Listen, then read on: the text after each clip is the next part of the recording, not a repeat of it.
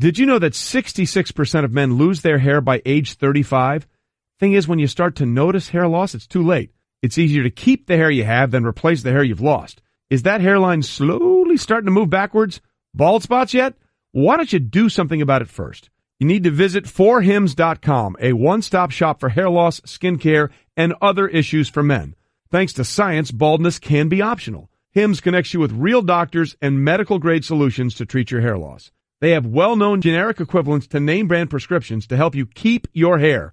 No snake oil pills or gas station counter supplements. Just prescription solutions backed by science. No waiting room, no awkward doctor visits. Save hours by going to forhims.com.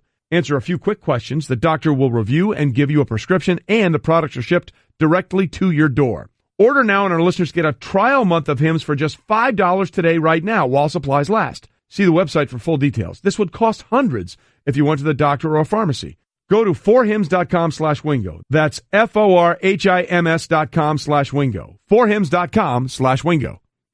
Hey, what's up, everybody? I'm Carl Tart. I'm Jackie's Neal. And I'm Edgar Mopes here. And we are the host of a new show called Culture Kings on How Stuff Works. We cover a whole range of topics on this show, but one of the things that we talk about the most is sports because we love them. Jackie, what's the sports opinion you have? The Cubs are the best team of all time. That's ridiculous. Edgar? Kevin Durant is the greatest player of all time. Nonsense. My favorite basketball player is LeBron James. He's the king of the world, and we'll get into that on Culture Kings. Download it wherever you get your podcast, Apple Podcasts, or anywhere. Just listen to it, damn it. Every once in a while, Cliff absolutely surprises me. Yeah, he does. Born to be wild. Mm-hmm. Nicely done. Golic and Wingo, ESPN Radio, ESPN News. Presented by Progressive Insurance. All phone guests join us on the Shell Pennzoil Performance Line. And that, of course, is Steppenwolf's classic hit, Born to be Wild. And songs like that are featured on our Amazon Music playlist. Simplest way to listen to the music you love. New customers start your 30-day free trial at AmazonMusic.com. It renews automatically, and you can cancel anytime. But then again, why would you? Why would you? Speaking of canceling, you had the last couple of days off for your annual sojourn down to Myrtle Beach, North Carolina, playing a great event the Monday after the Masters. Darius Rucker and Hootie the Blowfish, everybody there. How was your day? How was your trip? It was great except for the golf. Now, you know me, I'm not the golfer that you are, but I love going to golf. Well, who is? I golf, every year there with Pat Weiss, Charlie Weiss's brother Pat, and I golf together. We have a ball, a lot of fun. Always puts a great group together. We golfed Sunday for a little bit, but it was windy and cold. And then Monday, the day of the tournament, it rained. We got 3 holes in before they had to cancel. It's a shame because, it's a fantastic tournament where a lot of people come onto the course and watch as well. It is a bummer, but it's not the only thing that goes on. It's surrounded by golf, but there's a lot of entertainment as well. House of Blues, right? House of Blues, the music Sunday night as well as an auction. And then Monday night, Hootie and the Blowfish, they put on a concert as well as others that come in to sing as well, like Philip Bailey from Earth, Wind, and Fire, Nate Morris from Boyz II Men, Joey Fatone, yes, Joey Fatone, I'm sorry, there as well. And just a ton of fantastic music by a lot of people. So it's a great weekend. Unfortunately, the golf just didn't, which was okay by me because you know me, I'm not so I just concentrated more on the drinking part. So you nailed it. Good for you. Yeah. But kudos to then being strong enough to get back here after 2 days of that. But the bigger issue then becomes how bad must the weather have been because people pay money to go playing this thing. It had to be brutal, right? It was brutal. It was raining hard, and we went out there and we tried to play, and I got, like I said, 3 holes in before I ended up on the first hole. And who was there doing some radio was Matt Berry from here and Michael Collins. Really? Yes. So I was chatting with those guys for a while, and while I was chatting with them is when they called it. It was just raining too hard. It was just a shame, ugly day. As I said, people who love golf wouldn't have wanted to play in that. So someone who casually likes golf, I was not a fan of it, but the entertainment part of it was great. Can I just say, if there's anything worse than trying to play golf in miserable, windy, cold, rainy conditions, it would be trying to broadcast a golf tournament during windy, miserable, cold, wet conditions. So you had it bad. Just wait, that'll happen to us on the road at some point. There's no question about that. It'll get that way, and we'll bundle up. So sorry that didn't work out, but obviously glad to have you back. Still a great weekend, though, yes. Here with us. This hour of Golic and Wingo is brought to you by La Quinta Inns and Suites. Book at LQ.com and win at business. And we'll get to a very interesting ESPN The Magazine article with a guy who actually is very interesting for a lot of reasons. Yep. A former UCLA quarterback and soon to be a first-round draft pick, Josh Rosen. We'll get to that after What's Trending. And we had this scorching hot debate earlier today about who should be the Rookie of the Year, Donovan Mitchell or Ben Simmons. Ryan Hollins, all in, our NBA analyst, on the Donovan Mitchell train. May I suggest Andre Ingram, the G League call-up after 10 years, absolutely shines in his NBA debut. Incredible. 10 years in the G League and finally gets his shot. 19 points he scores. His 19 points were the most by a Laker since in his first game, since Nick Van Exel dropped 23 in 1993. So, but all that time in the G League, gets that chance. You know, what a great moment for him. I mean, that much time though in the G League, that is really a long. I mean, he's 32 years old. That is really something. This is not a kid that went there at 18. Oh, I mean, you hear about guys though in baseball in the minors for years and years and years. You just wonder when somebody says, "Okay, enough is enough. This isn't happening. I need to move on." You know, here's Ingram who just kept going and got his chance and got to live out that dream. Good for him. Yeah, now we'll figure out if that's the end of the story, right, or maybe in some remarkable way the beginning of the story for Andre Ingram, and if he can find a way to latch onto a team in the NBA. But either way, got his chance, made the most of it. Sure did. Good for him. Well, then there's this. Rockets coach Mike D'Antoni saying success is not measured only by championships. Quote, I read something the other day where, sure, James Harden should be the MVP. Sure, Chris Paul and James have been great. Sure, they've set a franchise records for wins by us, about 6 games worth, but they'll ultimately be judged if they win a championship or not. And then he paused by saying, really? It doesn't diminish what these guys have done. So there's two things there, right? I mean, what he's saying is right. It's been a fantastic season, and Harden, by all accounts, is going to be the MVP. But it's just not something I think as the number one seed and you're basically your GM saying every move we make is to topple Golden State. It just, we've done this a few times now. I know even last week some is saying, okay, that's actually correct, but you maybe don't want to hear it. Right. You know, it's what's going on, but it's probably not words you want to say.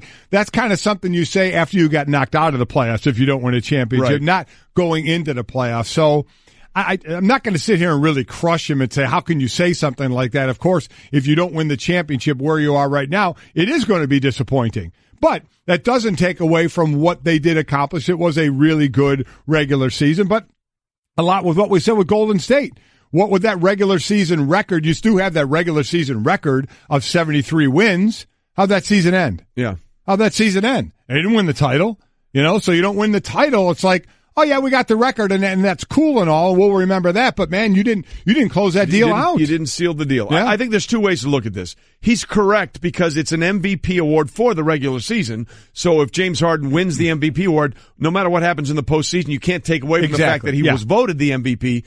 But when your GM, your boss, Daryl Morey says we are obsessed with the Golden State Warriors and finding ways to beat them, this doesn't sound like they're on the same page a little bit. Look, like you, I'm not going to kill Mike D'Antoni for saying this, but just words parsing might have been a little better had you put it a different way. And then it is the hardest thing to do in all in sports. We had Eddie Olczyk on yesterday from NBC Sports to talk about it. It was great. Yeah. Puck drops tonight on the Stanley Cup playoffs with the Pens and Golden Knights among the 6 teams in action. The Pens, by the way, are looking to become the first team to win the Stanley Cup 3 years in a row since the Islanders won 4 straight from 1980 to 1983. They'll be taking on the Flyers. And how about the Vegas Golden Knights? What they're doing, what a great story, has been incredible. They weren't even on the ice for the last 2 Penguin titles. They take on the Kings. They did not exist. I'll just continue to say how happy I am that it succeeded. Not only, that there's a team there and you can say, okay, a team lasted is hopefully going to last in Vegas, but to exceed all expectations and do what they have done, to be as good as they have right out of the gate, and to have the attendance there be, I believe it ended up 4th in the league for the year when you weren't sure what 41 home games was going to do in Vegas, because we're venturing into new territory with professional sports in Vegas. So from that standpoint, it's fantastic. And then you drill down, obviously, when you drop the puck, it's all about the game. It's a really good team right now in Vegas. So fun to watch. And a side note, again, as far as big markets are concerned, New York and Chicago, for the first time since 1945, no NBA team, no NHL team in the playoffs. No, it's crazy. And I love bringing up those 1980 Islanders teams because they were so great with Mike Bossy and Billy Smith, the goaltender. But what the greatest runs of any athlete ever was a part of the last 3 of those Stanley Cup championships for the Islanders. That was a defenseman named Ken Morrow. Yeah. Ken Morrow in 1980 was part of the U.S. hockey team that upset the Russians. Mm-hmm. So he went straight from winning the most improbable gold medal, was drafted by the Islanders, and then went on the next 3 years to win the Stanley Cup. Went pretty well. I don't know if there's a better 4-year stretch of any career in any sport anywhere. Greatest gold medal upset in the history of the Olympics. And then, oh, by the way, let's go win 3 championships in my chosen profession. Impressive. So good for you, Ken Morrow. And again, we'll see what happens. It is the hardest thing to win in all of sports. Mike Keenan, when I was in St. Louis, called it the chalice, to win the chalice, which is the Stanley Cup. It gets underway tonight, and we will see who ends up winning it all when it's all said and done. So that's just starting. We're getting closer and closer to the start of the NFL draft. We will, of course, be there for Golic and Wingo. I will, of course, be hosting the draft all 3 days on ESPN with Louis Riddick, Mel Kiper Jr., Kirk Herbstreit will join us. Todd McShay will be there as well. We'll also have all the countdown. The college game day crew. Guy, yeah. They'll all be there as part of the show. It's going to be a huge thing. It's going to be awesome. It'll be a great build-up to the draft. We're really looking forward to it. And one of the more, for lack of a better term, perplexing guys in this draft, for some reasons I understand and some reason I don't, is UCLA quarterback Josh Rosen. Look, he came on with a big splash as a freshman, was sort of handed the keys to the kingdom. His nickname was Chosen Rosen, I believe, as Sports Illustrated. And he has sometimes over his career at UCLA rubbed some people the wrong way because he's a different kind of dude. You know, he's not just about football. He has other interests in his life, all those sort of things. And some people have been put off by that. You know, are you myopic? Can you focus only on football because quarterback is hard and you need to do all this stuff? Can you have the singular laser-like focus that we need if you're going to be the general for our team and lead our franchise? Some of that I think is bunk. Some of that I think is reality. So in an interview with ESPN, the magazine, they did a deep dive with Josh Rosen, and he answered some of the things that critics had against him. Yeah, he did. And listen, it was brought up, all the things that were brought up against him, and, you know, he went through them. One of the questions being, what's the most jerkish thing that you've done?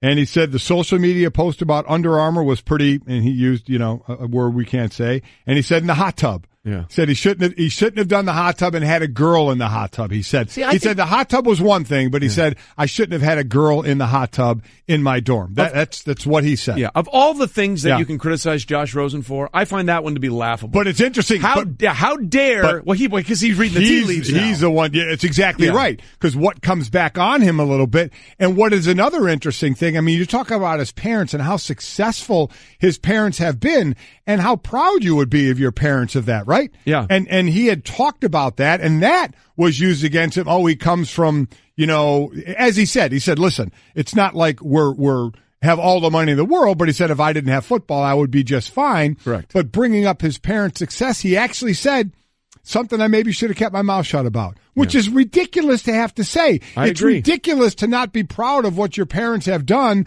and talk about that when all of a sudden now it's supposedly used against you when you do the deep dive breakdown, because again, there's no football from January on, and all you do is look at somebody in shorts and a t-shirt and dive into them in other ways and start parsing everything they say. So let me just sort of say how those 2 points that we brought up. He said he shouldn't have done the hot tub with a girl in it. My God. Who cares whether or not an 18 or 19-year-old kid has a hot tub in his apartment, and, oh, by the way, there happens to be a girl in it? What an awful thing to happen for an 18 or 19-year-old. I think that's ludicrous that people are upset with that.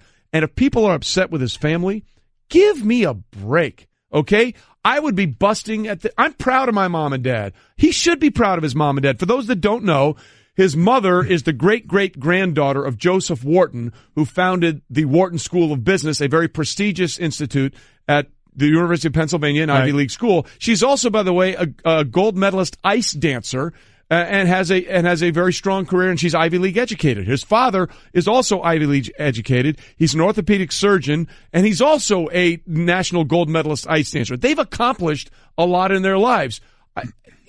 If he wanted to be proud of his parents, how do you knock a kid for that? Yeah, I don't see what that has anything to do with whether or not this kid's going to be successful on the field. The fact that he's proud that his parents have accomplished. I like the line he used. He said, listen, my family isn't like stupid wealthy, but I'm coming from a place where football doesn't work out. I don't, I don't have to, I can be living just fine. Right. He said, my passion for the game lies in the game, not my need to play it. And I like that. He's a guy that wants to play it. I don't need it. Still, I give everything to it. You know, and I do like that line. And it is amazing how everything gets worked against you.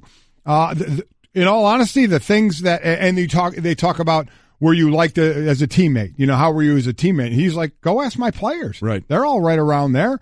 He can't answer that. Them. It's going to have to be, if you're concerned about what his teammates think of him, you can't say to him, what do your teammates think about you? You got to go to the people that he played with. You got to ask them. You want, for me, the considerations are, or maybe the red flags area are injuries. The shoulder issue a little bit. He had a couple of concussions. So, you know, that's to me legitimate things of, okay, you know, how does that go forward? Because even though I think he's a good size guy, he's a little slight as well. Now, he's not going to run all over the place on you. He's looking to do damage with his arm, and he absolutely can. I said from the beginning, and I'm not changing it, he is absolutely my top quarterback coming out of this draft. And I don't just mean from, you know, the arm strength. We all understand what Josh Allen has from Wyoming, but that's not everything. He can make the throws, but one of the most important things you need in the NFL is from the neck up, not the neck down. And Josh Rosen, he can dissect a game plan. He can dissect the defense. And so he's my top guy going in. It is amazing to me, but I think, again, it's because of all the time that you have and all the digging that you do is try to parse everything. He even said, because somebody said, is the comparison in the ego to Aaron Rodgers, or others say you're going to be like a Jay Cutler, you know, this cocky kid who doesn't pan out. And he said, you know, I hate comparisons. He said, I think it's unfair for Baker Mayfield to get compared to Johnny Manziel. He said, all we can do is go out and try and prove that any bad comparison that is made isn't true. All we can do is try and do that with our play. Well, look, the other thing is we're talking about Josh Rosen, who's on the cover of ESPN, the magazine's next issue, and this deep dive inside the magazine about some of the knocks against Josh Rosen.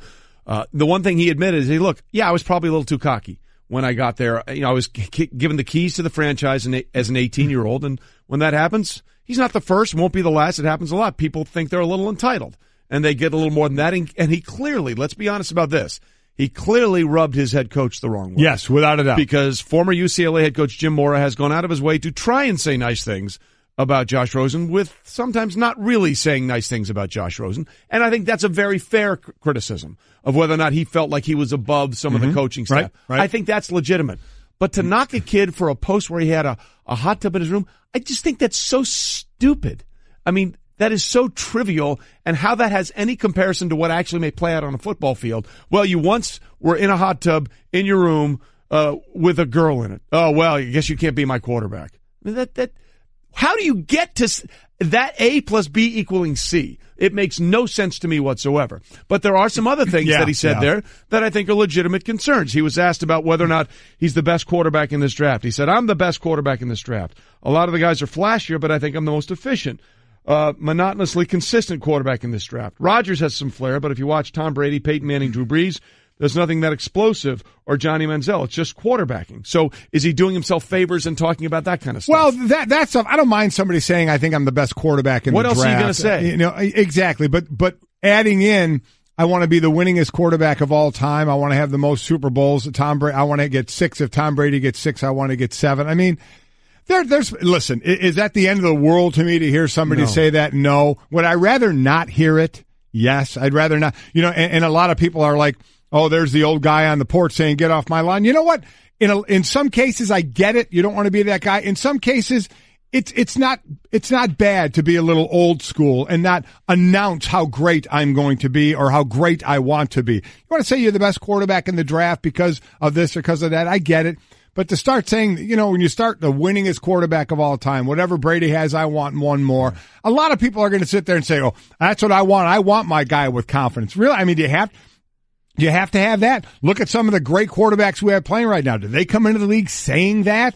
I'm just not a fan of that. You know me, Trey. I am not a fan of the talking about myself mode. Go out and play. Yeah. Let you play. You want to say I'm the best in the draft because you're going up against these guys in the draft? I understand that, but that one went a little far to me. I don't think you need to go down that road. I don't need to hear that. I don't disagree with you there. I mean, I think everybody in this draft should have the confidence in their own ability to believe that they are the best at their position. Right. Because if you don't believe it, nobody else is going to believe it. So that's one thing. But to say, if Brady gets 6, I want 7, dude, win a game. Yeah. Like, win a game. Yeah, get win to the a league game first, you know. So I feel like this entire thing has been an exercise of Josh trying to answer his critics in a way that they would find it acceptable. And to me, even that quote is like, okay, they want to prove that I'm all about football. They think I'm too smart. They think I have too many outside interests. I'm going to show them how all in I am on football. If Brady's got 6, I want 7. I feel like this whole thing is a justification of him to trying to answer some critics about questions that he really shouldn't be having to answer. Well, yeah, I mean, because he was also asked a question, do you think you're in a position now to just throw the football, just shut up and throw the football? Yeah. You know, just do that to and he even said, in a way, yeah. He kind of went on both sides of the fence there and saying, part of me, yes, I need to go prove myself and just throw the football. He says, it doesn't mean I'm going to not continue to be myself, but I think he was saying I need to establish myself first by going to throw the football and proving I can play in this league. And I absolutely think he can. I absolutely agree with that too. But again, whether he proves himself on the field or not, he's going to have a platform as a high draft pick. By the way, both Mel and Todd, by the way, will join us in the 9 o'clock hour, have Rosen going 3rd overall to the Jets in their grade A mock drafts. But he's going to have a platform right away because of the position that he'll be drafted in. And he was asked about, are you going to use your platform? And he said, look, I'm not going to go out of my way, but I think it would be ridiculous not to use my platform to help. And he mentioned J.J. Watt, right, which I thought was one of the smartest things in this article, where he said, look at what J.J. Watt has done and how he helped Houston recover from Hurricane Harvey. And then he said, I think the smartest thing in this entire article, he said, it would be completely selfish for me to just take my money and go vacation in the Bahamas. It's completely selfless what J.J. Watt has done to use his platform to help, and I think that's something he wants to do. Look, at the end of the day, whether you're a scout or player personnel guy or GM, I don't think this article is going to change one thing or the other about your idea of Josh Rosen, but let's focus on what you should be debating with Josh Rosen and what you shouldn't be. And quite frankly, a picture in a hot tub should be so far down on the list you couldn't even find it. How successful your parents are. Do you need to play football? Are you too smart to be playing? Because when has anybody said, I wish my quarterback was dumber? Yeah, I mean, I wish my quarterback didn't know as more. I said, some of this is way too much time on your hands, and you can't analyze football anymore only on tape because they're not playing football. As I said, if we only had 2 drafts, one after the season and one in April, imagine how different those drafts would be. Coming up, our next guest proved that golfers are as tough as anybody and as good as anybody. We'll get to that. Hey everyone, Mike Golic here. Support for the Golic Wingo podcast comes from our friends at Rocket Mortgage by Quicken Loans. Chances are you're confident when it comes to your work, your hobbies, your life. Rocket Mortgage gives you that same level of confidence when it comes to buying a home or refinancing your existing home loan. With Rocket Mortgage, you can apply simply and understand fully so you can mortgage confidently. To get started, go to rocketmortgage.com/Mikes. Equal housing lender, licensed in all 50 states, NMLS consumeraccess.org number 3030. Ryan! I don't know how else to say this, so I'll just say it. What is it, Linda? I think we should see other people. Are you breaking up with me? On a roller coaster? Well, we do have a lot of fun. Maybe we should stay together. An emotional roller coaster? Surprising. What's not surprising? How much you could save by switching to Geico. I just need a little me time. Geico. 15 minutes could save you 15% or more. You know what a big golfer I am, right? Yes, I do. You enjoy golf, but you don't like golf the way I like Not golf. the way you like it. And no. one of the things that a lot of people like you that aren't into golf like I am, they're like, it's a bunch of guys walking around on grass swinging a stick. How hard can it be? How tough can it be? Oh, I know it's tough. I know it's hard. I mean, let's not make me sound like a, you're a jerk. No, yeah, I'm kidding. I'm kidding. But the knock is, are they athletes? Are they toughing it out? Are they doing that stuff? Mm-hmm. Well, our next guest is living proof that you can tough it out. Tony Finau joins us now, who finished tied for 10th at the Masters. But more importantly, he played through the pain. Tony, welcome into the show. Thanks for being here. How is the ankle right now? Thanks for having me on, guys. I appreciate it. For those that don't know, Tony Finau on the par 3 contest. Right on Wednesday. His first ever Masters, hit a hole-in-one, went running down the fairway to celebrate the hole-in-one, and we all saw what happened. That ankle he rolled his ankle and it popped out. And Tony, as soon as I saw that happen and your reaction to it where you just stuck it back in, I was like, that had to have happened before, so it's just a loose joint. But that wasn't the case at all, was it? No, it's crazy. It's never happened before. It's kind of an instinctive thing. I was super excited, and I started running down the fairway and kind of backpedaled into a little slope, and kind of turned my ankle. And I couldn't walk. I got on one knee and looked at it and figured, why not try to put it back? I was quite embarrassed, actually. And there's a lot of people around, and I was trying to be as smooth as possible. So kind of put it back into place and got back up and was limping a little bit, but that's kind of what happened. So it was pretty crazy, the emotions of a hole-in-one and then celebrating the hole-in-one with a torn ankle. It was kind of rough. Yeah, you rode the roller coaster there of emotion, no doubt about it. So, I mean, again, instinctive, and so you popped it back in. So let's start there. And I get getting up, and with a lot of people around, you didn't want to stay down there, and you got up and you were walking out and limping. Did it cross your mind at that point, my God, I just cost myself a chance to play in the Masters? Did that enter your mind at that point? Yeah, 100%, because I didn't know exactly what I had did, but I knew how it felt, and it didn't feel great. I felt like there was a lot of pain in my Achilles, right on my ankle. Yeah, I couldn't put a lot of weight on it, and that's just not good. When you're playing golf, for a right-hander, it happened to my left foot, my left ankle. That's where you transfer all your weight, and, man, a lot of not so great things were going through my head. A little bit of regret, a little bit of disappointment, and so quite a few things were going through my head. And honestly, I didn't know if I was going to be okay to play. Well, you were okay to play. Tony Finau with us, who actually finished tied 10th for the Masters, 7 under. So that night, you're in your first Masters. Obviously, this is something as a golfer you dream about your entire life. As you're sitting there Wednesday night into Thursday, what were you thinking about? Hey, how am I going to get through this? Because we've all seen the picture that you put out there on social media. That looked as bad as any football injury I've seen in a long, long time. That thing was a purple disaster. So what did you do to try and get yourself ready for Thursday's round? Well, the first thing we did was have an X-ray on it, and then Thursday morning we did an MRI. I just wanted to make sure if I was going to be able to play and that there was nothing wrong with my foot, so I didn't want to cause any further damage. Once I was cleared, as far as the X-ray and the MRI, the doctor said, hey, you have a couple torn ligaments, but there's nothing wrong with your foot. You have some bruising in the bones. There's no broken bones. So once that was the case, I changed my mindset from, am I going to be able to play, to, okay, let's figure this thing out, and kind of a mind over matter thing. We're going to play, we're going to compete, and just do our best and see where the chips fall. So, my team did a great job around me. My coach, my swing coach, Boyd Summerhays, my parents, my wife, my trainer just did a great job of rallying around me and just, giving me the best support that they could, just to, hey, we believe in you. We have faith that you can still do some, something great this week. And man, it ended up working out. It was quite a blessing in disguise. So from the technical part of golf itself, as you just mentioned, it's your left ankle, your left foot where you transfer the weight. Did that swing, was your swing different for the entire tournament? Yeah, 100%. The mechanics of my golf swing changed. I had to put a lot more of my weight on my back foot, and I couldn't transfer my weight aggressively to my left foot. It was very casual. I would say kind of an 80-20%, 80% on my right foot, 20% on my left. So the mechanics of my golf swing changed a lot, and you just have to adapt.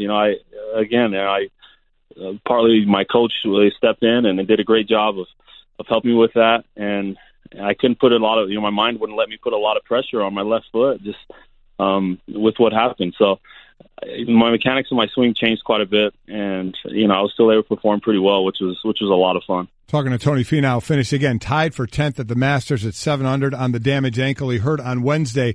Which was the worst day for you pain-wise from Thursday to Sunday? Yeah, craziest part. The worst pain that I experienced was late Sunday, Sunday of the back nine. I was walking down 10. 10 is quite a steep hill, about a 35-yard. Sorry, one sec. All good, man. No worries. You fought through tougher stuff than this, so we're not too worried about it. Yeah, exactly. So number 10 is a dogleg left. But, you're walking down about 35, 40 yards. A pretty steep slope, and man, my foot really started to it was really fatigued. I was really tired. My Achilles, my ankle started to hurt, and so I knew I was going to push through. I only had 9 holes to go, but that was the worst pain that I experienced all week, and And it was crazy because, I finished with 6 birdies out of my last 7 holes on that foot. And, man, it was a great way to finish. Anytime you can play well on the back 9 of Augusta, it really, to me, it doesn't really matter the situation. But to finish that way on a Sunday on the back 9 of Augusta National, in my first Masters, it was something I was extremely proud of. As you should be. Tony Finau is with us. Now, I just want to say this in the right way. I have so much respect for you, and I also hate you because I struggle so hard with my game getting to my left side. That's one of the things I make sure I clear through. And the idea that you could say, well, I can't really do that. I'm still going to go shoot a 68 the day after I dislocate my ankle and then follow that up with a 66 on Sunday. It's absolutely unreal. And when I hear you say the worst pain was on the back 9 on Sunday, you managed it well because, as you said, you made 6 straight birdies, 12 through 17, and while you made the ace at the par 3 contest, you were there to watch your playing partner Charlie Hoffman put an ace on the 16th hole Redbud on the final day of the Masters. That had to be amazing. Oh my gosh, it was amazing to witness another hole-in-one on 16, the iconic hole at Augusta National, and then to finish the way I did, 6 birdies. I must have been in the zone. I was walking up 17 after 5 birdies in a row, and my caddy, pointed out to me that, hey, did you notice we just made 5 birdies in a row? So I ended up making the 6th on 17, and I had a chance for 7 in a row on 18, a putt that just slid by. But the emotions, to try and describe the emotions throughout the week, I probably won't do it much justice because of, how low I was, compared to how high I was when I finished on Sunday. So it was an unforgettable week, a very memorable week, and something that I can learn from as far as, mind over matter when it comes to pain. And, those are things I think as, a lot of athletes, a lot of things that we deal with on a weekly basis, on a daily basis that, we have to overcome a lot of obstacles when it comes to physical pain and just try to play through it and do our best and just have faith that it'll work out for the best. I want to ask one on that in a second, but when Charlie Hoffman hit his hole-in-one, you didn't jump up and down in celebration, did you? I didn't jump up and down. He did, and I told him, "Hey, just calm down. Just calm down." I had something bad happen to me on Wednesday, so I don't want to see anything bad happen to you. So it was a lot of fun to witness, and a lot of fun to play with Charlie. He's a great guy. So where are you now going forward? Yeah, you played through that. You played incredible. It's a great story, but you know what? The season keeps going, and you're coming out now, have that ankle injury. So where are you now? When are you golfing again? How is the rehab going? Yeah, so I'm going to take a couple weeks off just to make sure my foot gets back to 100%. It's doing well though. I'm just doing some mobility workouts on it just to make sure I can function properly. But I'm just going to let it heal and just let it rest for a couple more days, just to make sure the bruising and things kind of go down before I start to put more weight and more pressure on it. It was pretty fast how much pressure I put on it right away, and I started to feel that pain again. So late Sunday into yesterday, Monday. I felt quite a bit of pain on it. So I want to let it rest for a little bit. But as far as my schedule goes, I'm going to take this week and next week off, and then I'll return in a few weeks back on the PGA Tour, ready to compete again. But Tony Finau with us. And for people that don't understand how athletically inclined his family is, he has cousins, Haloti Ngata and Sonoe Pua, that both played in the NFL, and Jabari Parker is also your cousin. So this is a really good athletic family that can do a lot of things very well. Tony, not only did you able to play and you were able to do well, but the fact that you now finished tied for 10th, which means you're going back already. You have an automatic invite to the Masters. What does that mean to you? Yeah, it means everything. One thing I learned in this game is, nothing's guaranteed. As much as I wanted to think that I'd play my way back to the Masters, you just never know in sports and in life. You try to take advantage of the opportunities that you have and the opportunity at hand. So, going into Sunday, I knew I wasn't going to win, but I knew I had a great opportunity to write me a ticket back to the Masters. The top 12 comes back. I was in 15th place going into Sunday. So I knew I had to put together a good round. A lot of good players on that leaderboard that I needed to pass. So, to finish the way I did and to lock up a spot for next year's Masters is huge. Is a huge accomplishment for me and in my career. Again, this is my first one, and to know that I'm going back for my second already and locking that up at this year's Masters is really everything to me in my career right now. Well, it was a great story, and way to show guys like Golic that golfers can suck it up and tough it up too. So, and we know you're we know you're rehabbing with the Utah Jazz, and you're at their medical staff and training center. So we wish you all the best in getting rested and ready again. No, thanks. Appreciate it. We'll make Golic a fan. He just needs to keep following golf. There you go. We got it. I'm going to drag him to the course and make him love it the way I love it. Tony, best of luck with the rehab. Tony. We look forward to seeing you out in a couple of weeks back on tour. I appreciate it. Thanks, guys. Talk soon. Tony Finau. Listen, cool. It's an incredible story because I always talk about injuries, not just the injury, but injury and how it affects, the position or the sport that you play. Left ankle. You finish all your weight on your everything left side. there. And for him to just be able to obviously accommodate that and change up his swing and play 4 days and finish tied for 10th and get himself the automatic invite next year. There's a different breed, man. Yep, there's no way. I'm just going to adjust my swing to not do where I finish on the left, which, by the way, you absolutely have to do to make a good golf swing. That's why you should be like me. Never, bring all your weight to the left like it should in the first place. There you go. Just bring your weight to the beer cart and you'll be fine. It's a normal day. You're rushing out the door to get to work on time when suddenly, there it is, the dreaded service light. So what is it this time? Tire pressure, low coolant, time for an oil change? When it comes to service lights, head to Jiffy Lube. We've got you covered. Drive in today and make the switch to Pennzoil. Ask for Pennzoil Synthetics, getting you back on the road in a jiffy. Jiffy Lube, leave worry behind. Loyola head coach Porter Moser with us. We continue here on Golic, Wingo, and Moser. I love the sound of that. He's not a guest anymore. No. Golic, Wingo, and Moser. Congratulations on being actually a part of the show now. Hey, I can really get used to this. Loyola head coach Porter Moser is with us again on Golic, Wingo, and Moser. All right, Coach, I got to say it. We'll talk to you next Monday, there right? There you go. I love it. I'm putting it down. There you go. Golic and Wingo, presented by Shell. Take synthetic motor oil performance to a whole new level. Make the switch to Pennzoil Synthetics today. All right, Golic and Wingo with you, reminding you with ESPN Radio and TuneIn, you've got the Major League Baseball season in the palm of your hand. Mm-hmm. Listen to live Major League games on ESPN Radio on the TuneIn app, and check out how TuneIn Premium gives you every home call of every team all season long. Sign up today for a free 30-day trial of TuneIn Premium. Just go to the App Store on Android or iOS and download TuneIn today and start your free trial. So we were all in on the Ramblers. Yes, we were. The 11th seed going to the Final Four, and they were up by Michigan, up by 10 twice in the second half on Michigan, couldn't get it done. And even after the loss, Porter Moser, the head coach, was kind enough to join us the Monday of the national championship game and broke it down for us. But that was just part of the story. We adopted Porter Moser. The rest of the country adopted Sister Jean. Absolutely right. The 98-year-old nun for Loyola of Chicago. The team chaplain. Absolutely. She did everything right and was sort of a lightning rod and a focal point for everything for the Ramblers. And she got her day of glory at the Cubs home opener. She did. She got to throw off the first pitch. 98-year-old Sister Jean threw out the first pitch. I mean, just an incredible. Had to wear that kind of. It was a chilly day. It was a chilly day. She was about halfway between, obviously, the mound and home plate, threw it underhand in, but so what? Are you kidding me? 98 years old, and there she is in a Cubs jacket with a Cubs jersey on her lap that says Sister Jean, and she throws out the first pitch. That is just awesome. It is. And remember, the only reason she's in the wheelchair is because she was in an accident. Exactly. We've all seen her in the wheelchair because let's be honest, none of us were breaking down Loyola of Chicago's chaplain before the tournament began. But she had been completely healthy and walking around, so she's just recovering from an accident. I'm pretty sure Sister Jean's going to outlive us all.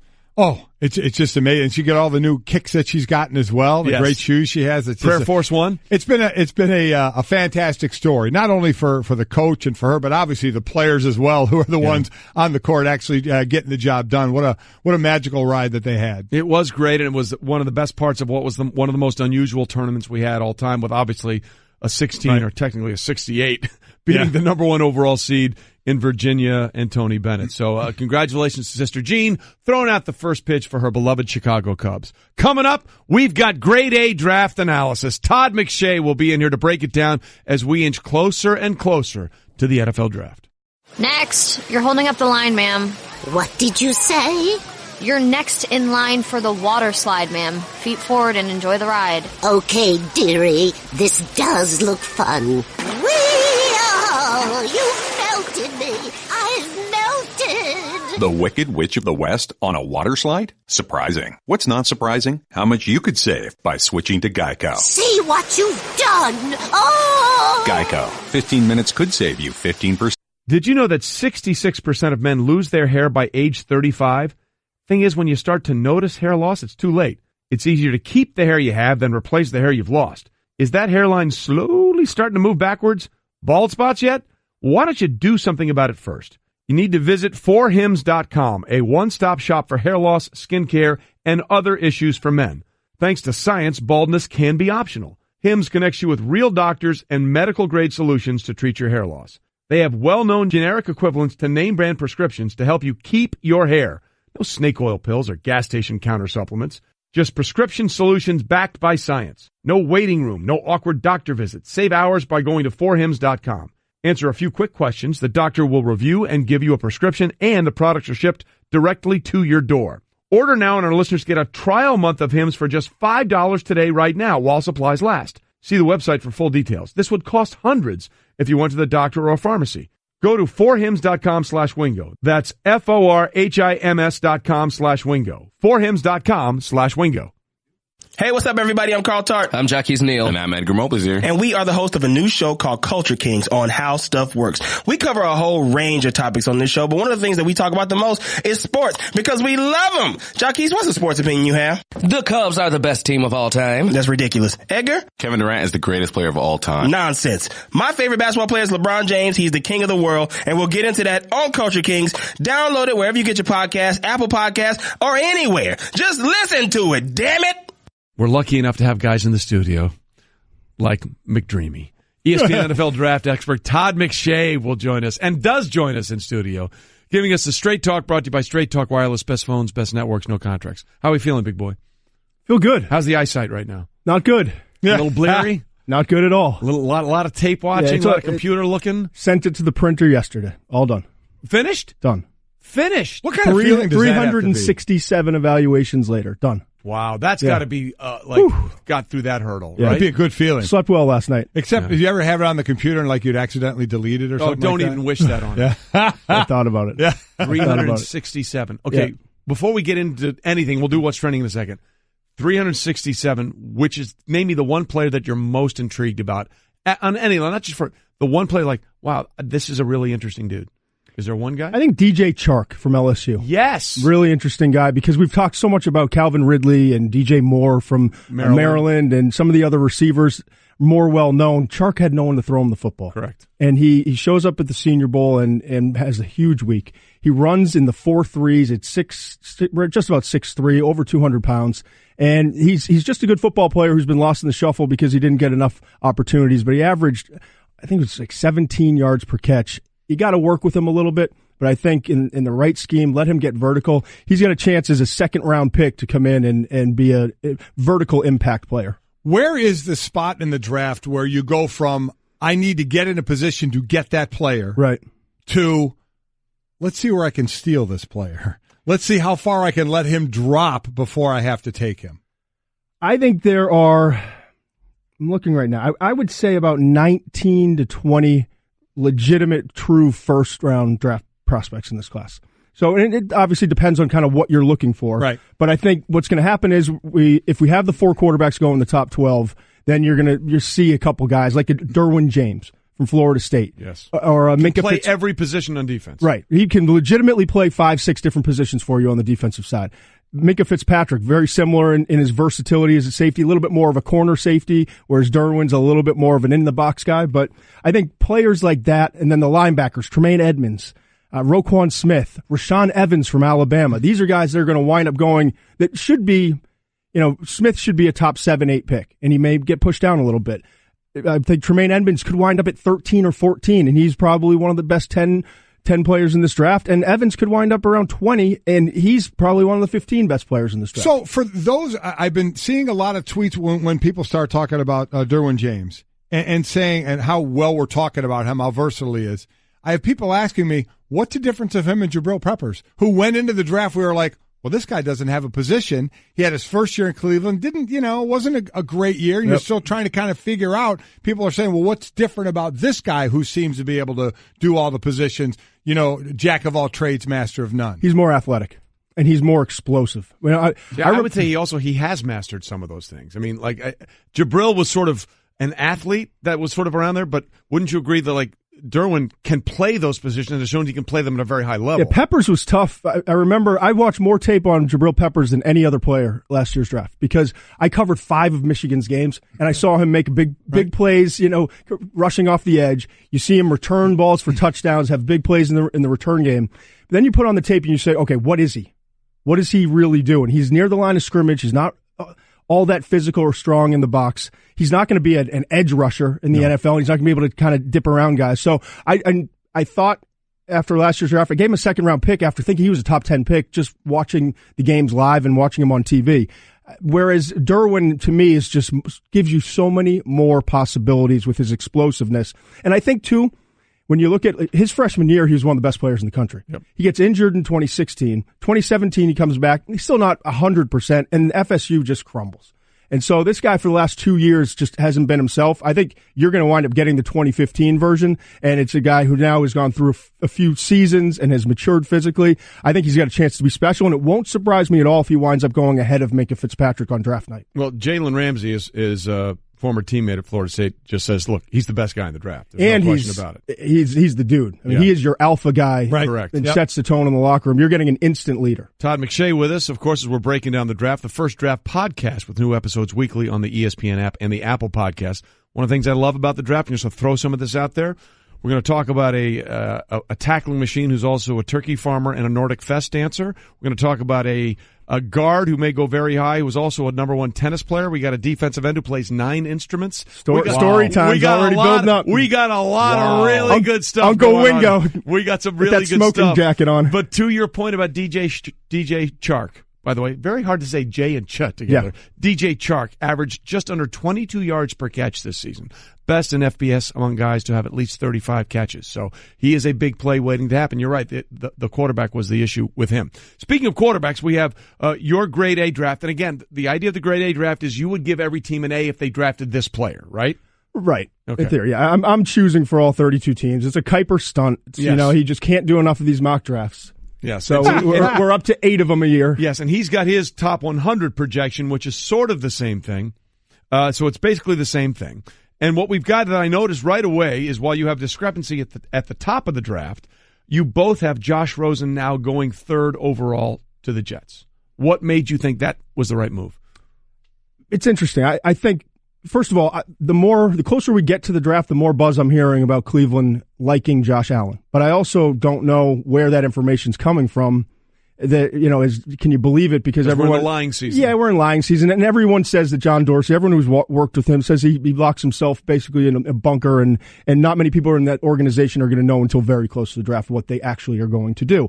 But if the history you look at history, from Favre to Mahomes, he really likes big hand, strong arm guys, and guys that in weather, Green Bay, Kansas City, now Cleveland, that can handle it and can throw the ball vertically and are big arm guys. So Allen would make sense when you compare him to Darnold. He clearly has more raw arm strength and has bigger hands, and it just kind of fits that mold a little bit more. I like Darnold personally. A lot of people like Allen.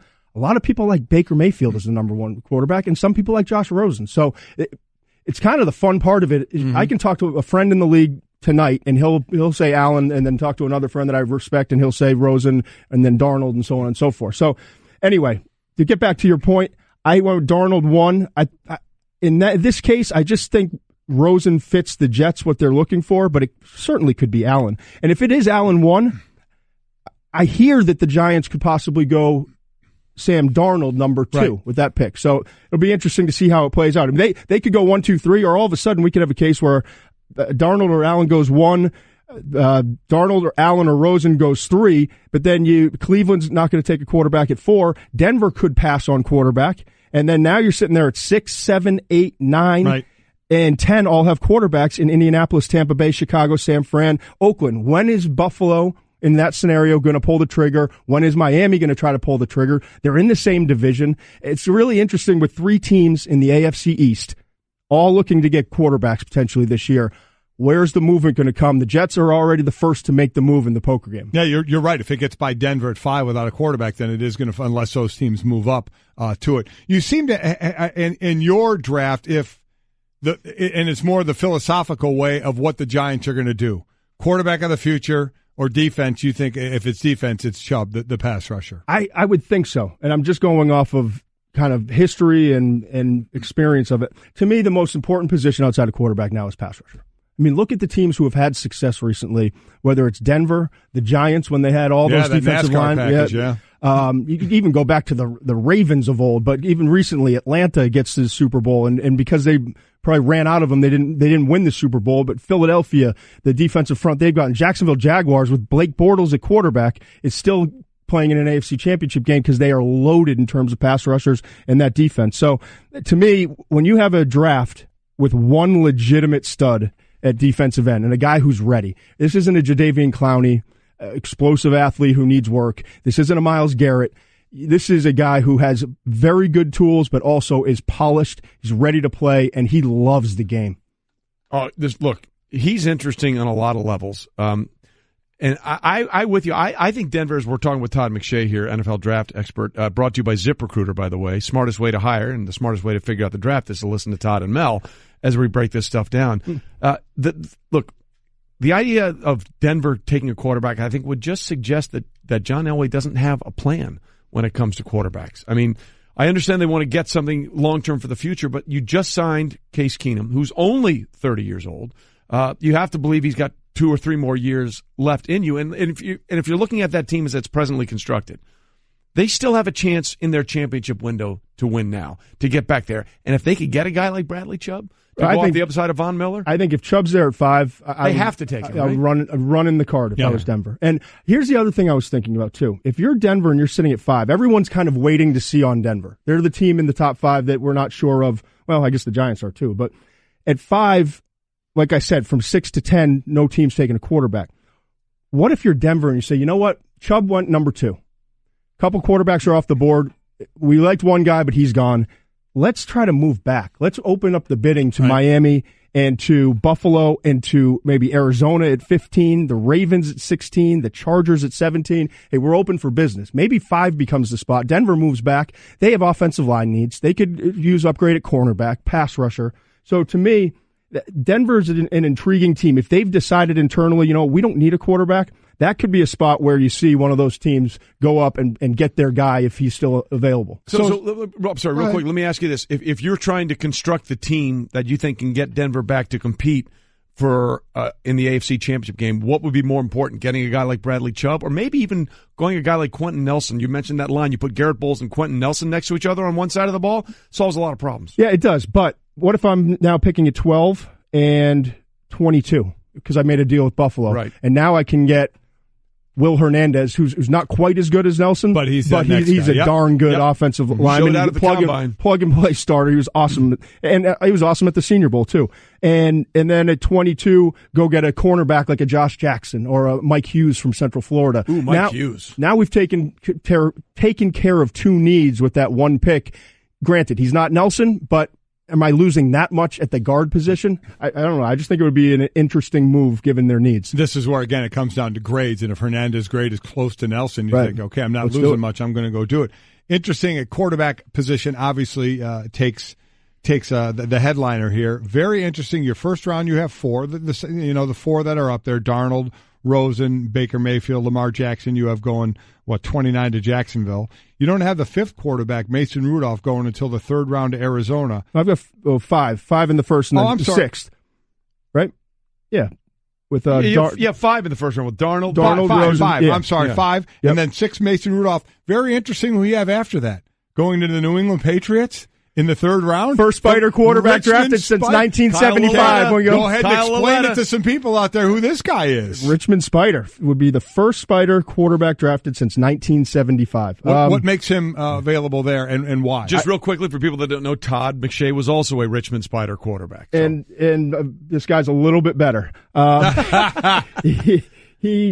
he actually, I watched his tape. I liked him. He went to the Senior Bowl, and I thought he picked things up the quickest. He's really fast eyes. He does not have a big arm, but he's a guy that would make sense for New England because he would be great in the quarterback room.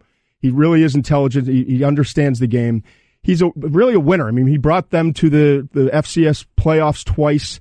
And was a tough guy who hung in through injury and did all the little things that you ask from the quarterback position. So I think he's probably the 7th or 8th best quarterback in this class. I think he has a legitimate chance just because quarterbacks get bumped up to go somewhere in the late 2nd, early 3rd range. Well, not only that, but it's interesting you mentioned his name, and I can understand why you would, but you're doing it as an evaluation. We had Bill Polian on at the Combine. At the very end, I threw him one question. I said, Bill, give me the name of one player that really stood out from this Combine more than anyone else. And he said Kyle Lauletta. Really? So you're not the only one who's gone down that road. And why it would make sense? Yeah. Why it would make sense for him to go to New England? He's huge into lacrosse. In fact, he is. No, I got a better one for you. Okay. His dad and his uncle played football at Navy. Yes, where Bill Belichick's father was a coach. It all comes together. It all makes sense. So there's no way he'll be at New England. Exactly. No shot. But some of the guys were saying, hey, because some scouts from New England came down to look at him, they said, tell him you're into lacrosse and you're in. They are absolutely in. So of all these quarterbacks, I know you think Darnold is the most complete, but they all have warts in one way, shape, or form. Which one of all the warts concerns you the most? And we're talking about the 5 that are always talked about potentially going in the first round here. I think with Allen, the thing that concerns me the most, Josh Allen, the Wyoming quarterback, his tools are undeniable. He is, and he's got the toughness you look for, the character, all those things. I worry about him processing information, and it's something more than the accuracy. Yeah. Wow. Yeah. But listen, he could be fine. He could, if in Cleveland, if they coach him well with Zampese there and they get him to know where he's going with the football and work it out of him, then he'll be fine. But there's some things on tape that I keep going back to and I look and I just wonder, getting stuck on his first read, defense shows something different than as they will in the NFL more and more. Yeah. It'll be interesting. I'm not saying it's that's this massive negative that drop him. I'm going to drop him down the second round or anything crazy like that. I'm just saying if he's going to fail, my guess is it would be part of that. Listen, I agree. He was nowhere near my top guy, but everybody's mesmerized. He looks the part. He looks the part, but between accuracy and reading issues, I could not agree more on that. Okay, first round ends. Everybody in the first round after 5 years. There's a guy that's made at least 2 Pro Bowls. Who is it? Any player, any position. Any player in any position. I know where you're going. 5 years, the guy's at least in 2 Pro Bowls. I mean, everyone's going to say Chubb or Saquon Barkley. I'm going to go with Roquan Smith. I think this dude's special. Look, I really do. We saw him at the college football playoff in both the semifinal and the championship game. He was all over the field. He was, and he didn't play well in the first half of the Rose Bowl. Well, nobody did for Georgia. But he came out in the second half. He was the best football player on that field. Absolutely. I know everybody's going to say I'm a homer, but let's remember another guy who came out of a certain school and played guard and went to Pro Bowls all in his first few years, a guy named Zach Martin. Yep.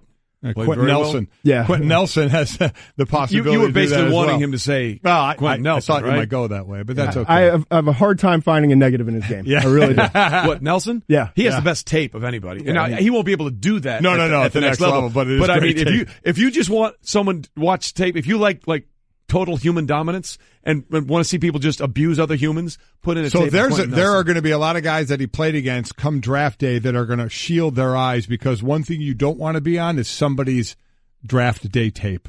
Yeah. When you guys are talking about Q, that poor safety that comes blitzing off the backside and he picks him up, or the end tackle stunt. With, I think was that McIntosh from Miami? Yeah, that was just or the tape of Marcus Davenport where that poor running back tries to stand him up and he just tosses him aside. He's another interesting guy. The kid out of UTSA, raw, also very raw. He's the second best pass rusher in this class. A lot like Ezekiel Ansah coming out of BYU, and we've seen what he can do with Detroit when he's healthy. I think this he may hit a couple bumps in the road his first year and a half, but I think if he picks it up and gets it, he's got a chance to be a really dominant player. So there's always incredible stories, but then when it comes down to the NFL and coaches and picks, it all kind of, okay, you have to settle down from the story and say, okay, where's this guy really going to go? Shaq Griffin. Right. Has the 4.3 and the combine, the pro day. Everybody is mesmerized by what he does. how much did that help him? I see in the first 3 rounds, if I'm reading correctly, you don't have him in there. Right. So he was on the kind of the short list after that. I think first. I mean, the story's unbelievable. We know that. It absolutely is. And even recently, I mean, he gets invited and accepts the invitation to go to the draft. Yep. Mom is just absolutely bawling when Gil Brandt calls. It was a really good story in the Monday Morning Quarterback from Peter King, and I can't even imagine like having to amputate your son's hand and go through all that. All right, long short. I think he's a lock to be a really good special teams player. Agreed. I think every time we say he can't do something, everywhere he goes, he overcomes it. But I do know the guys in the league are looking at this. You know, this isn't about a good story. This is about what can he provide us? What value does he have? I think there's concern, where do we play him? Until you see him against NFL offensive tackles with the limitations he has, and it's not just the hand, it's size. Mm-hmm. Be able to get off of blocks where guys know what he wants to do and can get there a lot quicker and more successfully. I think there's concern that he's just not going to have that element of his game, which is a big element of his game, but he still can cover, he still can run, and I still think you use him in sub packages, nickel, dime as a kind of a linebacker that also can cover, and occasionally you rush him off the edge and see what he can do. Right. I'll say this though. I mean, you're right. So you're thinking day 2 or day 3? I'm thinking possibility late day 2, but more likely early day 3. I mean, the one thing that Deion Jones has done, the linebacker that came out of LSU and played really well for Atlanta, he's proven undersized, fast linebackers can succeed in the NFL. Now, granted, he has full use of both of his hands as opposed to Shaquem Griffin, but Shaquem was so much faster than Deion Jones at that 40 time. And the other thing about it, I know his limitations. He's one of only 4 players in FBS who over the last 2 seasons combined had double-digit sacks and double-digit pass breakups. They only started teaching him how to rush the quarterback prior to this past season. Natural. A lot of natural ability. Double-digit sacks, and they literally hadn't worked with him at all at UCF, and they just said, go ahead, go rush. He's been productive. It'll be very curious to see where he goes and what team he goes to. Todd, you're the best, brother. Thanks, 367 evaluations in the book. All done. And we still got I'll light it on fire in about 3 weeks. By the way, Roquan Smith could probably win a GOB. He has traveled all over the world. He's been everywhere he can tell you about state capitals, nation capitals, all that kind of stuff. Just want to throw that out there. Of course you did. Todd McShay. Here we the go. great Todd McShay.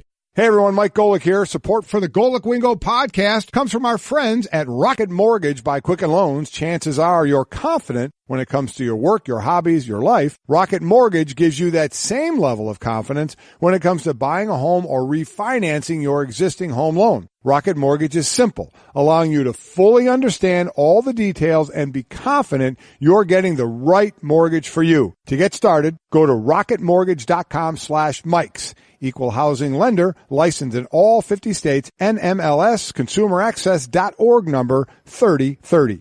Everyone in the neighborhood knew about Bobby. Bobby, the basketball boy, they called him. Bobby wanted to go pro someday, so he was always out in the driveway shooting hoops. But one day, his mom came out and told him, "Hey, your wife wants you to take out the trash?" His mom was visiting, and Bobby was a grown man. He had kind of missed his window. Plus, no one had ever seen him actually make a basket. But on the other hand, Bobby had heard how Geico could save him money on car insurance, so he switched and saved. So it was all good. Cliff is having a mulligan. It's one of those days. Everything's going wrong. Yeah. It's all Cliff's fault, but we're okay. It's all about how you come back tomorrow. It's absolutely right. How does he come back tomorrow stronger, or does it come back tomorrow at all? Those are the 2 options. Knowing Cliff, I think he's going to come back strong to mostly strong. Golic and Wingo, ESPN Radio, ESPN News. We are presented by Progressive Insurance. All phone guests will join us on the Shell Pennzoil Performance Line, including our next guest, who is by far my favorite follow on Twitter. He's fantastic. Let me just put it this way. After they signed Ndamukong Suh, this is what he put out there. You ask what's cooking with the Rams? They say we're getting far too many star players, so sue us. Oh. S-U-H. That's why Son of Bum is one of my favorite follows on Twitter. My favorite as well. It was one of my coach of mine. And somehow he survived coaching you and has still have a stellar career in the NFL. Wade Phillips, defensive coordinator for the Rams, joins us. Good morning, Wade. How are you? I'm doing great. Yeah, you're right about surviving Golic, but I think, Coach, it's a fair question. All the great defensive linemen that you coach, and we'll get into of just kind of where I rank in all of that. Okay. All right, that's the best non-answer. That's the best non-answer of an answer we've ever had on this show, Wade. Oh, that's awesome. You're winning. There you go. Well, I don't know if I can be truthful about everything. No, some things a little white lie would work out very well. Yeah. That's right. So I mean, you've got to listen. It's not like it wasn't an excellent defensive line last year there, but you do lose Quinn, but you add obviously Sue. Brockers is a guy that I've loved watching for years. Obviously, Aaron Donald is what he is. So just kind of take us through the making of this D line now with Ndamukong Suh and what he's going to add to the line. Well, he's a outstanding player, obviously, and like you said, with Brockers and Aaron Donald, you've got a big three there. You got three dominant players that we think can help us in the run and the pass. So if you're strong up front, that's the first thing. It's like baseball being strong up the middle. Well, football, if you're strong up front with the D line, you're on your way. Well, you certainly are, and it was that D-line when you were the D coordinator for Denver that carried that team to the Super Bowl championship and Super Bowl 50. Wade Phillips with us. Wade, I always thought it was funny when people are like, what's the pitch for the Rams? How are they going to get Ndamukong Suh to sign with the Rams? I always said, take him into the locker room and show him Aaron Donald's locker and say, this is the guy you'll be lining up against. Let me explain how well that will work out for you in this 2018 season. Seemed to me that was really all you needed to do. Well, I think, you'd have to ask him, but I think that's certainly a part of it that, you realize that, hey, not everybody's looking at you every play. They got to worry about the other guys. So on the other side, it gives you a chance to be some one-on-ones, which he hadn't seen a lot of. In a legitimate comparison now, not joking around about me anymore, you did coach a great that was on the D-line with us in Philadelphia, and that was the late, great Jerome Brown, who had that quickness and great hand play like Aaron Donald has right now. Is what would be the comparison in your mind between these two players? Oh, wow. Well, Aaron's on his way certainly to be in the Hall of Fame. I mean, I think the guy's, he's a dumb.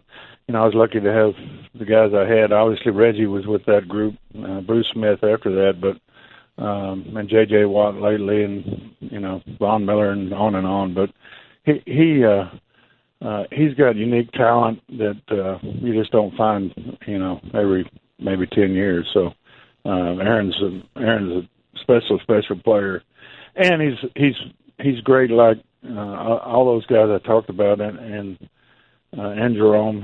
He works hard and he plays hard. Well, there's no question about that. As Wade Phillips, the Rams defensive coordinator, with us on Golic and Wingo this morning. And Wade, there was that video that showed up not too long ago of Aaron Donald working out with a guy that was holding two knives.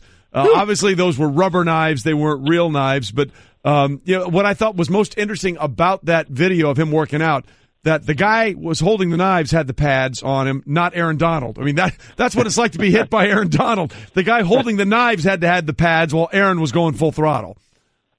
Yeah, that's he's a worker. He's an all-season worker, not only during the season, but even in all season, he's working on something. And I feel comfortable now if somebody comes out with two knives during the game that he's going to do a good job against them. Talking to Wade Phillips, D coordinator for the Rams. Also, we've been talking about the line, but in the secondary, Aqib Talib and Marcus Peters, a couple of excellent corners who certainly have had some issues as well on and off the field. But talk about their additions and how that helps, all coinciding from the D-line to linebackers to secondary with those guys. Well, both these guys are what I call number one corners, and you like to have one on the team, but now we've got two, so that's an important step. They can play zone, they can play man to man, and they can intercept the ball. And both of them, Talib especially, in his career, has not only intercepted but scored touchdowns, so scored points on defense. So. You were with Buddy. I mean, that's all we talked about on defense was trying to score on defense, so these guys can do it.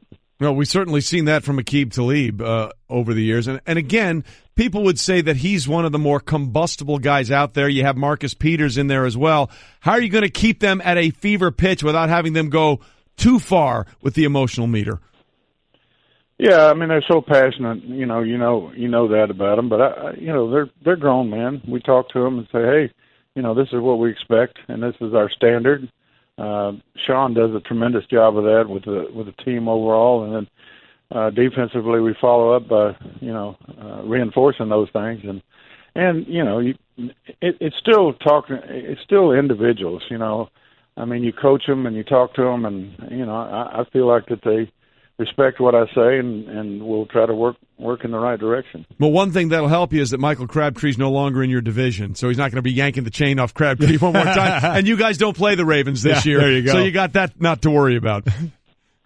Okay. Hey, Wade, as far as the social media, I mean, you're 70-year-old and you've jumped into the social media world and Twitter world just like the millennials. What was there a conscious decision to say, I'm just going to have some fun with this? Well, I did it when I was head coach of the Dallas Cowboys. So it was kind of coming out there, and I thought it was fun because of the fans. We're on Twitter, and you just kind of want to have fun with them and put out some things. And I was surprised that people would follow me, but but some of them have, and it's just fun for me. I enjoy it, and you like to let them keep up with the team kind of, and then I try to do it in kind of a fun sort of way. Well, here's why people follow you, Wade. I mean, obviously you're from Texas. Your dad was a longtime coach of the Houston Oilers, and when the Dodgers and Astros were playing, you put a picture, a caricature of you in a bee costume, saying, "Why can't I be for both teams, Houston and LA?" That's why people are following you on Twitter, because you're willing to go there. One of the things that I really love, though, about the dynamic with you right now in LA is the fact that you're one of the older coaches in the league, dealing with the youngest head coach we've ever seen in Sean McVay. How is that dynamic working with the two of you? No, it's great. I mean, he's a tremendous head coach. I mean, he's proven it already. He's taken a team that didn't win many games the year before, or even several years before, and taken them to the playoffs the first year and won 11 games. So, and I'm awed by how the team has responded to him. I mean, he's just he's set a culture here really quickly, and they know what he wants. He's clear in everything he does.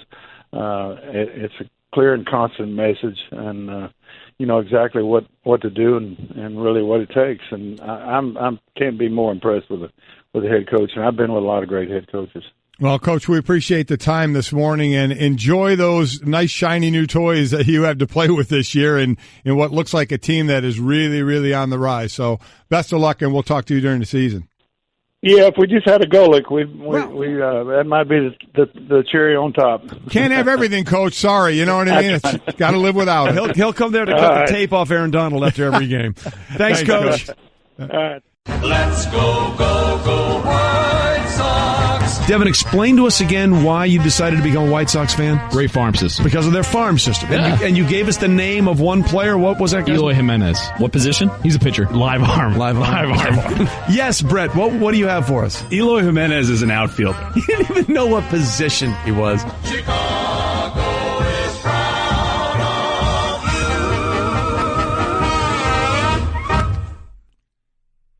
I don't even know what to say. Golic and Wingo, presented by Progressive Insurance, with insurance for cars, home, boat, motorcycles, RVs, and commercial vehicles at 1-800-PROGRESSIVE and Progressive.com. So we're about to roast Bubble Yeah, we Boy are. on a couple of levels, but first you got something we're else. talking about great D lineman that Wade Phillips, Yes. who was just on, the D coordinator for the Rams, has coached over the years, including a couple of my teammates, and Clyde Simmons and Jerome Brown and Reggie White, Mike Pitts. But it brought to mind a guy who I was just with at Hootie and Blowfish Monday after the Masters. Again, it got rained out, but we were there for the weekend. It was a great time. You know who was there? Was Bruce Smith. Oh, Bruce Smith. Virginia Tech pride. Bruce Smith and I have something in common. And it's always talked about. We're always compared. Oh, you guys were both in the 1985 draft. Yeah, he was number one overall. We were. He was number one. I was number 255. But if you think about it, that means only 254 players separated you. There you go. From Bruce Smith. I was that close. 6 degrees Bruce of separation. Smith. We played the same position. He went on to lead. Be the NFL's all-time sack leader. Yeah. You went on to do a radio show. 11 Pro Bowls, 8-time first-team All-Pro, Hall of Famer, All-Decade for a couple of decades, and I was wearing a Schmedium V-neck on radio. I had 3 interceptions. He had 200 sacks. I had 11.5. Yeah, okay. Close. Same. Same. So, by the way, I played golf with Bruce. Pretty good golfer. Yeah, he can hit the golf ball. Looks good too, by the way. Still, yeah. So looks so really he's got good. that over you as well. No, I'm kidding. You look great. So anyway, as we move on here, Bubble Boy. Oh wait, did I hear that, Brett? Right, real quick. Bruce only had 2 interceptions. That's correct. Whoa! Hey now, there it is. That's a win. Woo! That's a win. Yeah, That's God, I wish the show was over right now and I could just get up and walk out. Eat it, Bruce. Yeah, there you go. Yeah, taste my 3 interceptions. Woo! There you go. Okay. Go ahead. So now that you've had your moment of glory, Bubble Boy is having his moment of horror. Yes. He lost the NCAA pool. We'll get to that in a minute. But he became a White Sox fan, as you heard with that. Yes, he did. That rejoin that we played because he needed a team. Right. So he's all in on this guy, Eloy Jimenez. Because he liked their farm system. Yes, he liked said the Eloy White Sox Jimenez, farm. up-and-coming player, is going to be great. Live arm, he's a pitcher. Except he said us to remember the name. Well, we did. You just didn't remember the fact that he's not a pitcher. In fact, the White Sox heard your love for Eloy Jimenez and the White Sox, and they felt like they needed to correct you. So, ladies and gentlemen, here is not the pitcher, Eloy Jimenez. Hey, David. My name is Eloy Jimenez of Chicago White Sox. If you're going to be a fan of the team, there are a few things you need to know. First, I'm an outfielder. I'm not a pitcher. Second, I have not made to the big leagues yet. But, hey, unless you know, Dylan Cease is a pitcher. Not me. Yeah, of course. And I hope I see you soon in the ballpark. Go White Sox. Wow. So, Bubble Boy, you didn't really do that very well. Yeah. Not one of my finest moments. No. Do you want to pick another player? Want to try again? We had Dylan Cease, who's with Durham, right? I want to make sure I pronounce his name right. Michael, I think it's Kopech. Kopech? Right-handed pitcher. Right. Brett, is he an actual pitcher? I'm sure he's a right-handed pitcher. This is the guy who throws like 103 miles an hour. Okay. He's got a live arm then. Live arm. Live arm. Big time live arm. So that's not who you're putting all your chips in front of. Yeah, him and Eloy. I'm still on the Eloy train. He knows that. Okay. He's my guy now. You guys are boys. There's no question about Absolutely. that. In fact, we may need to send Bubble Boy to the show when Eloy gets called up. Yeah. I mean, I think Devin needs to be our roving reporter. I agree with when that. Eloy Jimenez does get up to the big leagues. There's no question. So he didn't do that well. No. He also didn't do our NCAA tournament bracket challenge. No, he very stunk. well. He lost. He was dead last. So tonight is the night, Yes, right? it is. So, Devin, you want to explain to people what you have to do tonight? I'm going to have to sleep in Golic's office. That is a tragic mistake. Yes, it is. I'm going to have to give updates throughout the night. Yes, because you're not going to get much sleep. No, it's going to be bad. No, and then to top it off, in the morning, I'm going to have to do his hair. Yeah. Yep. That's hideous. I don't think that's I think that's the loss for you. It really is. The more I think about it. So you're going to put whatever Hopi, our makeup artist, who we love dearly, whatever she puts in my hair, you're now going to put in my hair? I'm going to do exactly what she does. All the product is going in. I'm very, very happy about one thing. Yeah. I will not be here to see this tomorrow. Yeah. This is all coinciding perfectly for me because we've got our big offsite draft meeting tomorrow, getting ready for the draft. Man, I've been at those. Holy smokes. It is lengthy, much like the book that I've put together for the 367 profiles. Luckily, that we'll they be going cater. through. So. Yes, there will be food. Yeah. And they always do the food in a thematic way of putting draftees' names onto the food items, which is very interesting. They've done that the last couple of years. So I will be doing that while he will be, Boy will be lovingly running his fingers through some your sort mane. of hair mousse product being put in my hair by Bubble Boy. I just think that's somehow that turned out as a It loss seems like for I you. lost this bet, yeah. He lost, but you lost. Oh, we did this because you were in Africa. Yeah, That's right. I'm going to really mess up my office that he has to sleep in tonight. You should also just try and make your hair as bad as possible. Yeah. Because that is a pretty solid mane you've got going on. You're darn right it is. All right, so again, the things you need to remember from this show, Bubble Boy's bad at stuff. And remember the name Eloy Jimenez. And again, Nuggets, Timberwolves, one game for the last playoff spot in the West. Thank you so much. Good night and drive safely. Ryan! I don't know how else to say this, so I'll just say it. What is it, Linda? I think we should see other people. Are you breaking up with me? On a roller coaster? Well, we do have a lot of fun. Maybe we should stay together. An emotional roller coaster? Surprising. What's not surprising? How much you could save by switching to Geico. I just need a little me time. Geico. 15 minutes could save you 15% or more.